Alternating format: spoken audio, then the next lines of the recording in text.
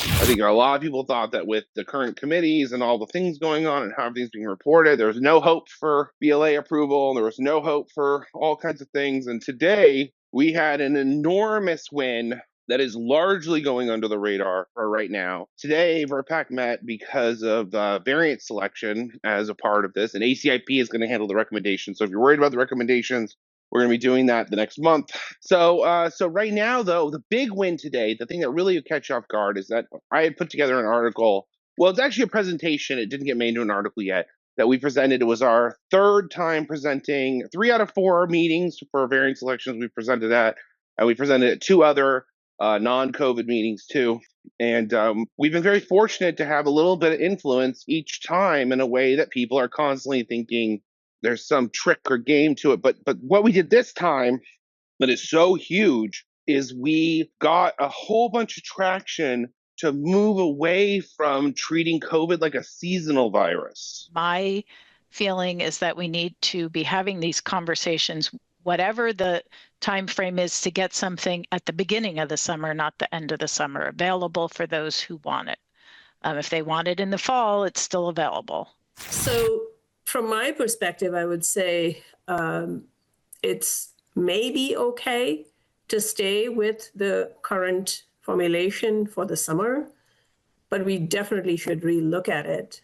And when I say we, I don't necessarily mean VRBPAC, but maybe the FDA needs to relook at it and reconvene VRBPAC if necessary to review the data in a few months' time.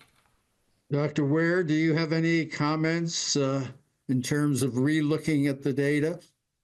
I think I said this earlier. I mean, we really do this year round. So I think we will. I think you can count on us to stay on top of that. Yes. I did feel like it was a big step in the right direction. But anyways, the point here was that for the last couple of years, the Biden administration has really been, I should say, trying to incorrectly frame COVID as a seasonal problem. And so they wanted the once a year and how it was going to be like influenza. And that has really gone poorly.